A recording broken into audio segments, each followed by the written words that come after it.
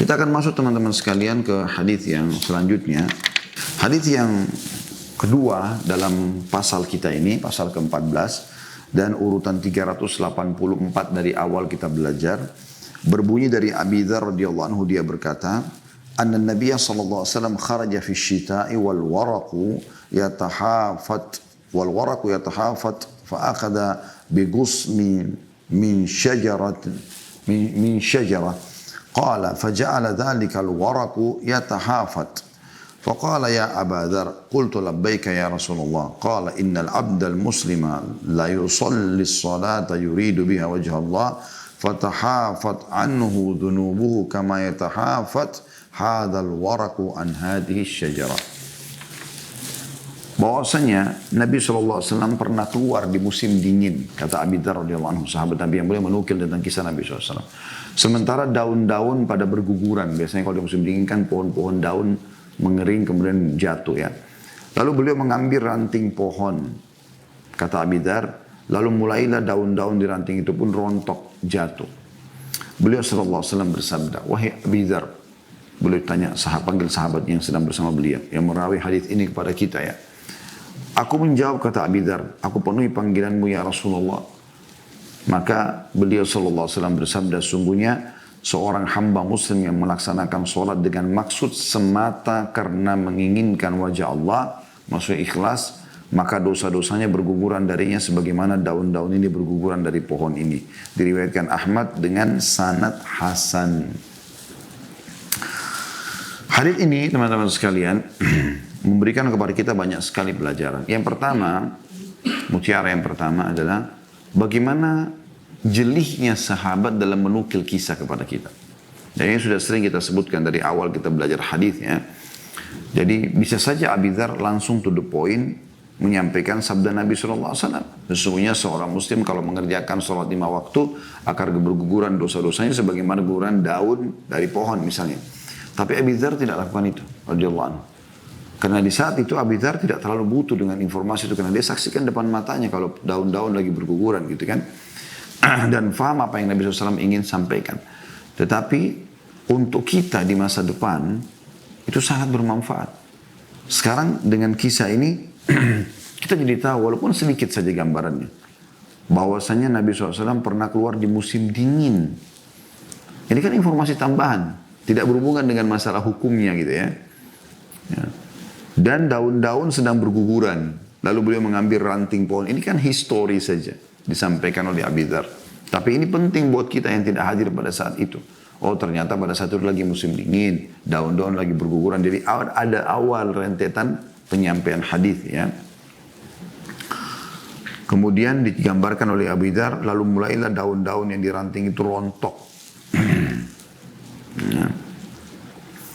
Dan ini jelinya penyampaian sahabat tentang kejadian pada saat mereka bersama Nabi SAW. Di antaranya di sini adalah Abi Dzar radhiyallahu anhu. Ini pelajaran pertama. Yang kedua, bagaimana Nabi SAW pada saat memanggil wahai Abu Dzar, maka Abu Dzar menjawab mengatakan labbaika ya Rasulullah. Aku jawab panggilanmu dengan santun wahai Rasulullah. Nah, coba mulai sekarang teman-teman kita menerapkan ini di rumah. Ajarkan anak-anak pada saat kita memanggil mereka, wahai Aisyah, wahai Muhammad, wahai Yusuf, wahai Hud, wahai siapa, nama anak-anak kita misalnya. Biasakan ajarkan mereka agar mereka bukan mengatakan iya, ayah atau ibu. Tapi coba kita pakai kalimat ini. Biarkan mereka mengatakan labbaik. Ya, kami dari kecil diajar begitu oleh orang tua kami. Dan ini ternyata setelah saya belajar lama gitu ya, termasuk saya temukan ternyata dalam hadis, memang kalimat ini sering digunakan oleh sahabat untuk menghormati orang yang ada di depannya. Dari sini perhatikan dalam hadis Abi Dzar waktu ditanya ya oleh Nabi SAW, faqala ya Aba Dzar, dipanggil wahai Abu Dzar. Apa jawaban Abu Dzar? Labbaika ya Rasulullah. Jadi kalimat labbaika ini bagus sekali, artinya saya siap jawab panggilan Anda dengan baik dan santun. Nah ini juga pelajaran sendiri ya, yang alangkah baiknya kalau di rumah kita terapkan kepada anak-anak. Istri juga begitu. pada saat dipanggil oleh suaminya, suami juga pada saat dipanggil oleh istrinya, ya, orang tua pada saat anaknya panggil, dia bisa terapkan itu. Labbaik, labbaik nak, ya, labbaik ayah, labbaik abah, labbaik abi, ya, labbaik abati, labbaik ummi, ya, labbaik ummah, apalah yang kita baca panggil ibu kita, ya.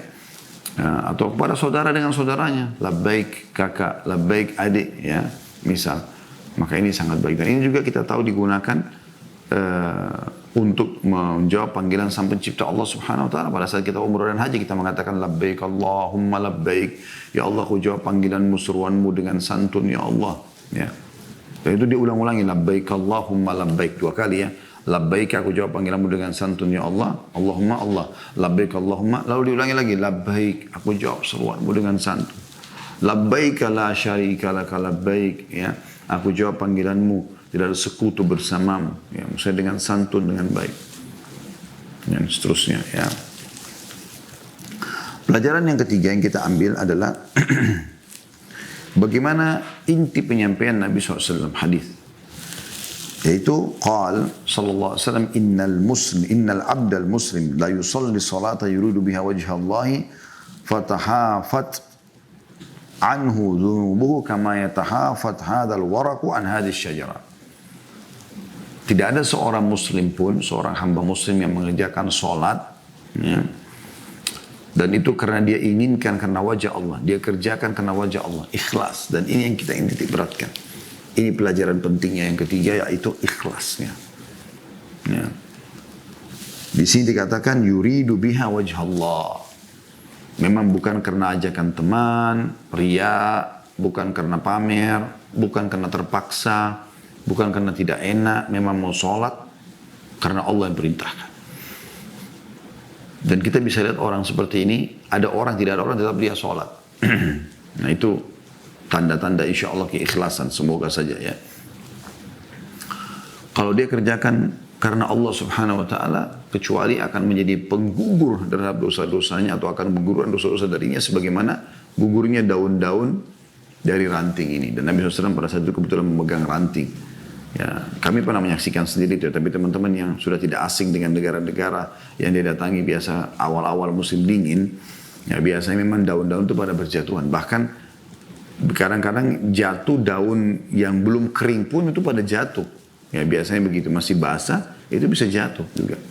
Tapi umumnya memang daun-daun kering. Tapi ini menandakan teman-teman sekalian gambaran Nabi SAW ini luar biasa. Kalau Anda ikhlas mengerjakan sholat, dipastikan dosa-dosa Anda berguguran. Dan perlu digarisbawahi tentu di sini yang dimaksud adalah dosa-dosa kecil, ya.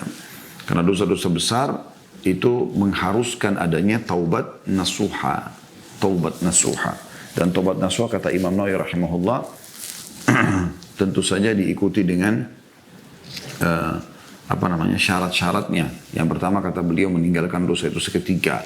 Kemudian yang kedua menyesal, yang ketiga ya, berjanji pada Allah tidak akan mengulanginya. Kemudian kita pindah ke hadis 385 urutan 3 di dalam pasal kita ini dengan sanad sahih dari Ma'dan bin Abu Talha radhiyallahu anhu, dia mengatakan laqitu Thawbana maula Rasulillah SAW faqultu akhbirni bi amalin a'maluhu yudkhiluni Allahu bihil jannah. Ya, saya ulangi, laqitu Thawban maula Rasulillah SAW faqultu akhbirni bi amalin a'maluhu yudkhiluni Allahu bihil jannah. Atau qala qultu bi ahabbil a'mali ila Allah. Fasakat. Thumma sa'altuhu. Fasakat. Thumma sa'altuhu ats-tsalitsa. فقال سألت عن ذلك رسول الله صلى الله عليه وسلم فقال عليك بكثرة السجود لله فإنك لا تسجد لله سجدة إلا رفعك الله بها درجة وحط بها عنك خطيئة. Ma'dan berkata, aku bertemu Thawban radhiyallahu anhu, mantan hamba sahaya Rasulullah SAW. Aku berkata, beritahukanlah kepadaku suatu amalan yang bisa aku kerjakan, yang dengannya Allah memasukkanku ke dalam surga. Atau dia berkata, aku berkata dengan amalan yang paling dicintai oleh Allah. Dalu Thawban, maula Nabi SAW atau mantan budaknya Nabi ini terdiam. Kemudian aku bertanya lagi, maka dia tetap masih diam. Aku bertanya ketiga kali, ternyata dia masih diam. Ya. Bertanya yang pertama terdiam, pertanyaan yang kedua dari Ma'dan kepada Thauban juga belum dijawab. Yang ketiga kali, maka dia pun menjawab mengatakan, aku telah menanyakannya kepada Rasulullah SAW. Beliau menjawab, perbanyaklah sujud untuk Allah. Karena tidaklah kamu bersujud satu kali untuk Allah, melainkan pasti Allah mengangkatmu satu derajat dengannya dan menghapus denganmu satu kesalahan darinya. Diriwayatkan Muslim, Tirmidzi, An-Nasai dan Ibnu Majah. Hadis ini seperti umumnya hadis-hadis Nabi SAW, semuanya mulia. Memberikan pelajaran kepada kita. Seorang tabi'in bernama Ma'dan, ya, bin Abu Talha, belajar dari gurunya Thauban radhiyallahu anhu, seorang sahabat yang mulia.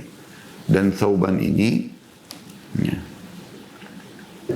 adalah maulan Nabi SAW. Kita ambil pelajaran pertama dulu, bagaimana pentingnya seorang murid memulai pertanyaan apa yang dia belum faham atau apa yang dia ingin disampaikan oleh gurunya, dan tidak selamanya nunggu guru untuk menyampaikan. Ada sebagian guru, teman-teman sekalian, tanpa kita bertanya, dia udah dengan luasnya menyampaikan semuanya, sehingga kita selesai pengajian, oh udah, langsung udah faham. Karena Masya Allah, Allah berikan taufik yang pertama mungkin karena keikhlasannya. Yang kedua, memang karena dia juga dengan gamblang menyampaikan semua, sehingga kita merasa nggak ada pertanyaan yang perlu ditanyakan. Ya sudah, nggak usah bertanya. Pertanyaan tidak perlu dipaksakan.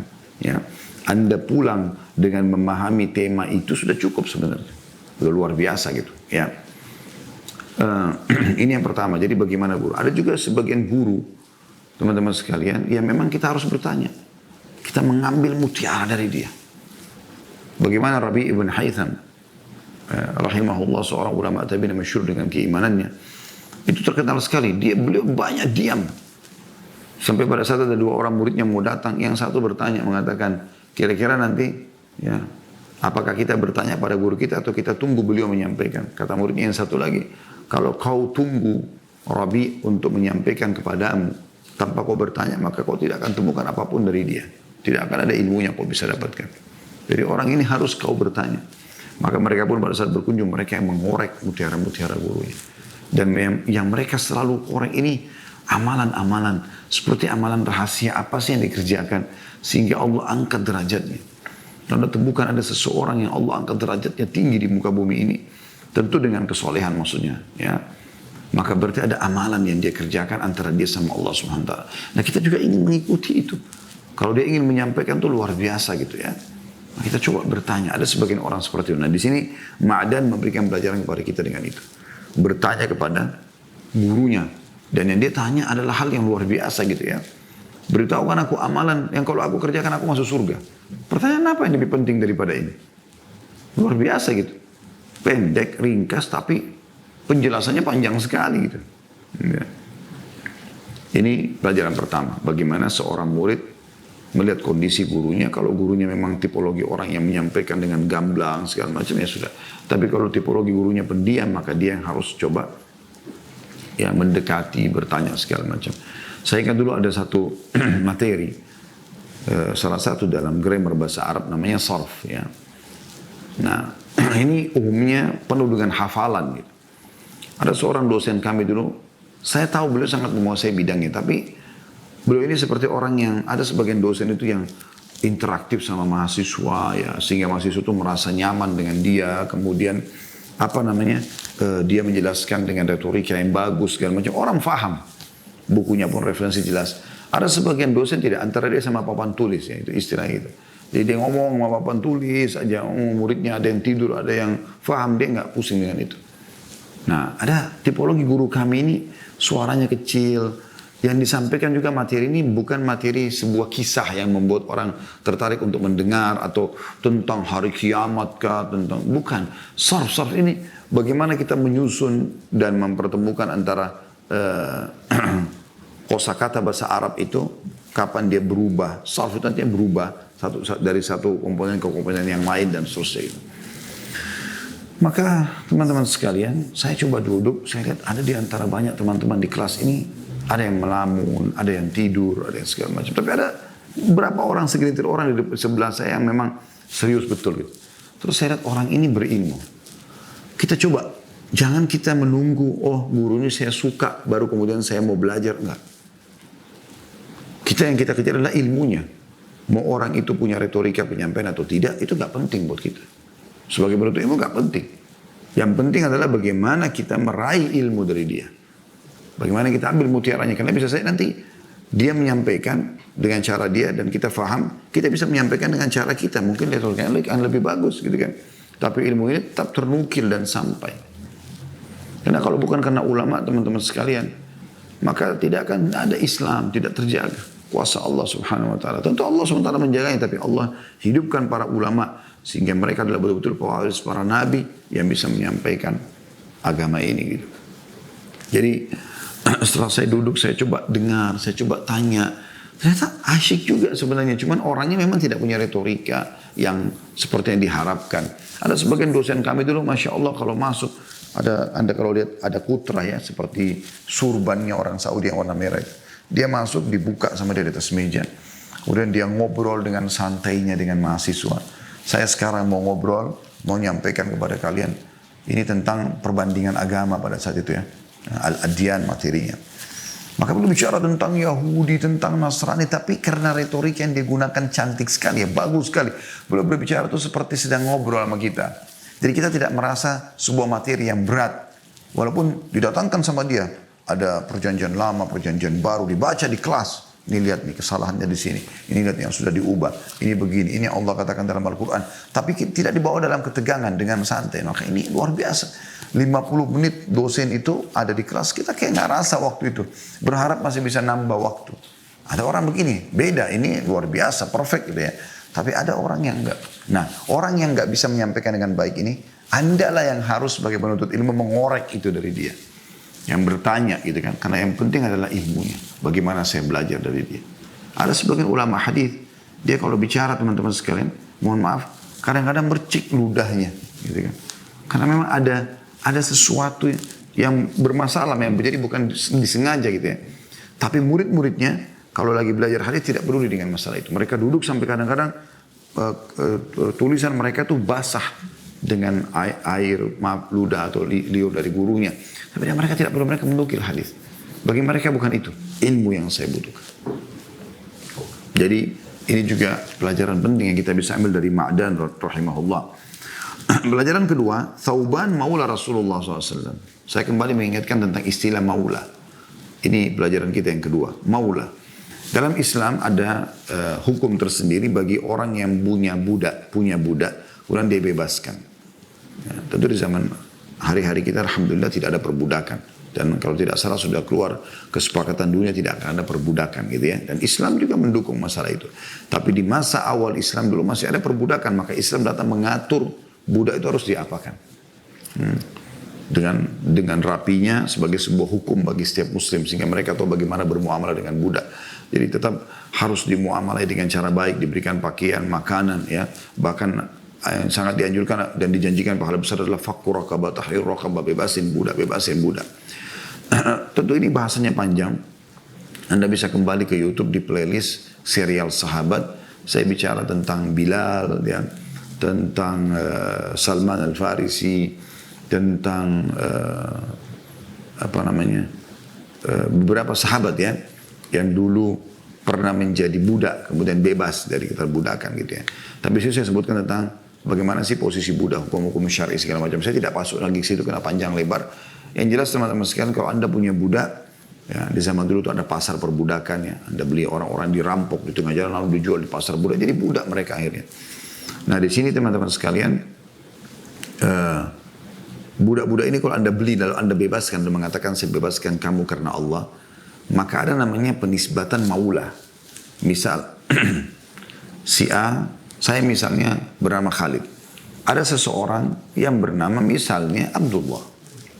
Dia masuk dalam cobaan menjadi budak. Lalu saya beli dia di pasar. Lalu saya mengatakan, wahai Abdullah, saya bebaskan kau karena Allah. Maka nanti akan dikatakan Abdullah maula Khalid. Kenapa nama saya dibawa? Karena saya bebaskan dia karena Allah. Dan ini berarti kalau si Abdullah ini salah satu hukumnya ya, kalau dia berhasil sukses setelah itu dan dia meninggal sebelum saya, maka saya termasuk bagian daripada ahli warisnya. Jadi itu ada hukum tersendiri ya. Nah, Thauban ini adalah salah satu budak yang dibebaskan oleh Nabi SAW, maka dikatakan Thauban maula Rasulullah SAW. Ini pelajaran yang kalau kita bisa ambil istilah maula itu. Potongan ketiga adalah bagaimana jelinya pertanyaan Ma'dan. Ma'dan ini bertanya teman-teman pertanyaan yang luar biasa. Dan ini seharusnya seorang murid lakukan. Yaitu, akhbirni bi'amalin a'maluhu yudkhilunillahu bihil jannah. Jadi seakan-akan tidak terlalu banyak ngomong-ngomong kosong, tapi langsung ajarkan aku amalan yang kalau aku kerjakan, Allah masukkan aku dalam surga. Itu pertanyaan yang luar biasa. Atau dalam riwayatnya dikatakan, dia mengatakan, bi'ahabbil amali ilallah. Beritahukan aku amal yang paling Allah cintai.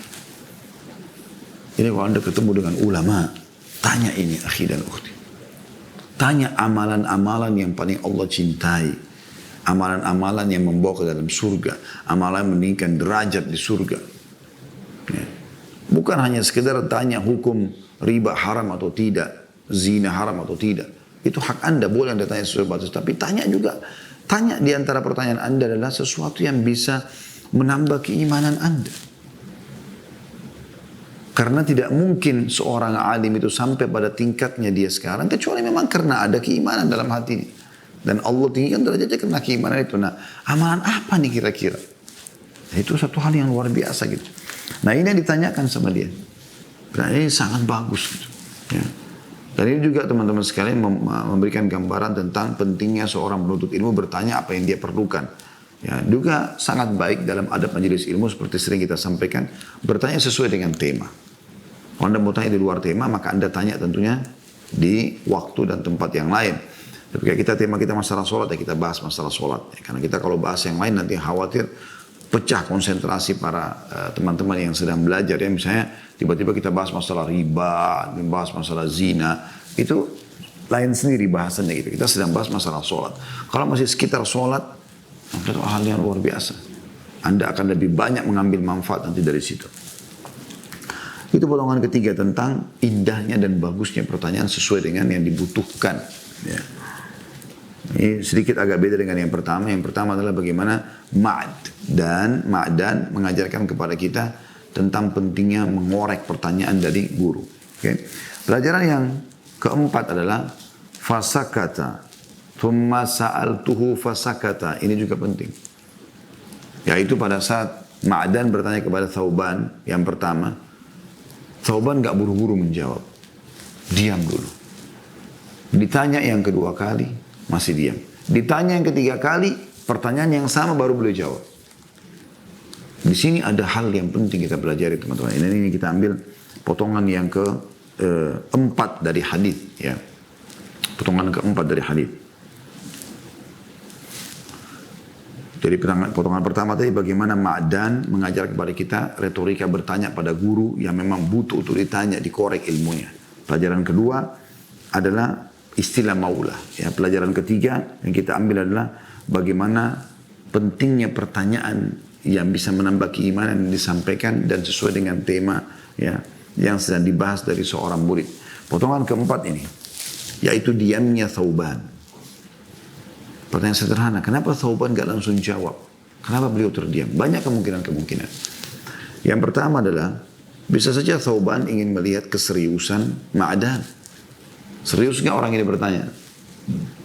Karena kalau misalnya tidak dijawab dulu, dia ulangi lagi pertanyaan, berarti dia butuh sekali. Apalagi sampai 3 kali. Itu kemungkinan pertama. Kemungkinan yang kedua, memang Thauban sedang merenungi pertanyaan Ma'dan. Dan bagaimana dia coba untuk mengingat dulu. Karena Thauban ini lama hidup bersama Nabi SAW. Bahkan hampir setiap aktivitas Nabi SAW, Thauban ada gitu kan. Karena dia kayak semacam pelayan Nabi SAW gitu. Maka mungkin dia coba merenungi dulu. mengingat pertanyaan seperti ini pernah nggak sih saya tanyakan kepada Nabi SAW? Kalau pernah, jawaban Nabi dulu apa sih? Dan ini juga bagus. Ya. Pelajaran bagi seorang guru. Jangan tergesa-gesa dalam menjawab. Karena bisa saja salah. Ya. Allah musta'an. Kadang-kadang juga ini terjadi pada kita ya. Kami pun pernah terjadi begitu. Mungkin karena tergesa-gesa menjawab. Akhirnya ada kedua yang terjadi. Tapi Alhamdulillah kita sudah luruskan ya. Kita coba luruskan. Ya, mungkin hanya karena keliru memahami penanya atau mungkin keliru dalam menyampaikan dalil dan seterusnya. Jadi ini pelajaran yang sangat baik sekali. Bagaimana seorang guru itu tidak tergesa-gesa dalam menjawab ya, masalah ini. Jadi ini penting. Kemudian kita masuk pelajaran yang ke 5, yaitu kata Thauban, sa'altu an dzalika Rasulullah sallallahu alaihi wasallam. Nah ini sekaligus menjawab tentang apa yang kita katakan tadi. Jadi kemungkinan-kemungkinan yang kenapa Thauban diam dulu 2 kali dan ketiga baru menjawab. Yang kemungkinan pertama tadi karena dia ingin melihat keseriusan Ma'adan muridnya. Atau memang yang kedua karena dia ingin merenungi dulu gitu kan. Dia tidak tergesa-gesa, dia coba ingat. Mungkin dia pernah tanyakan kepada Nabi SAW. Nah ini terbukti. Yang beliau mengatakan, saya pernah tanyakan pertanyaan yang sama kepada Nabi SAW. Dan ini jawabannya. Nah beliau sampaikan jawabannya. Apa jawabannya? Ini pelajarannya teman-teman sekalian. Faqala alaika, maka Nabi SAW bersabda, alaika bikathratis sujud. Perbanyaklah sujud. Lillah, dan itu untuk Allah kau lakukan. Fa innaka la tusjudu lillahi sajda, karena kau tidak sujud sekali untuk Allah. Dan ini maksud sujud ini adalah salat. Ya. Wajib ataupun sunnah. Illa rafa'aka Allahu biha daraja. Kecuali satu kali sujud itu Allah akan angkat kau 1 derajat. Wa hatta biha anka khati'ah, dan akan menghapuskan 1 dosa juga dari kamu. Dan ini mutiara termahal daripada hadis ini teman-teman, yaitu penyampaian Nabi SAW dinukil oleh Thauban maula beliau. Bagaimana kita dianjurkan memperbanyak solat ya. Dan ini hal yang luar biasa. Bagaimana seseorang hamba memperhatikan poin ini, dia memperbanyak sujud. Ya, tentu di sini memperbanyak dalam arti kata, kalau sholat wajib yang sesuai dengan jumlahnya, kalau sholat sunnah selama dia masih mampu, dia pilih jumlah maksimal. Misal sholat malam, sering Nabi SAW mengerjakan 8 rakaat, udah selama ini 2, dia coba mengerjakan 4, 6, 8. Coba mengejar jumlah yang banyak gitu. Tentu juga di sini sebagian ulama masukkan sujud selain daripada sujud sholat, seperti sujud tilawah, sujud syukur, ya ini semua masuk dalamnya. Tapi yang menjadi inti adalah sujud dalam sholat yang dimaksud. Dan ini jadi saksi bahasan kita. Dan bagaimana setiap kali sujud akan diangkat derajat dan diampuni dosa. Kita tutup teman-teman dengan hadis terakhir yang kita bahas pada pagi ini, yaitu hadis nomor 386 urutan 4 di sini. Sahih di ghairihi dari Ubadah bin Samit radhiyallahu anhu bahwa dia mendengarkan Rasulullah SAW bersabda, "Ma min 'abdin yasjudu lillahi sajda illa kataballahu lahu biha hasanah wa maha anhu biha sayyi'ah wa rafa'a lahu biha darajah fastakthiru minas sujud." Ini mirip dengan sebelumnya, makanya saya baca sekarang ya. Yaitu maknanya tidaklah seorang hamba bersujud 1 kali karena Allah, melainkan pasti Allah akan menulis dengannya 1 kebaikan untuknya, menghapus dengannya 1 keburukan darinya, dan mengangkat dengannya 1 derajat untuknya, maka perbanyaklah sujud. Hadis ini diriwayatkan oleh Ibnu Majah dengan sanad sahih. Dan sudah saya bahasakan tadi teman-teman sekalian bahwasanya ini memberikan gambaran kepada kita tentang masalah pentingnya untuk menjaga sujud sholat itu.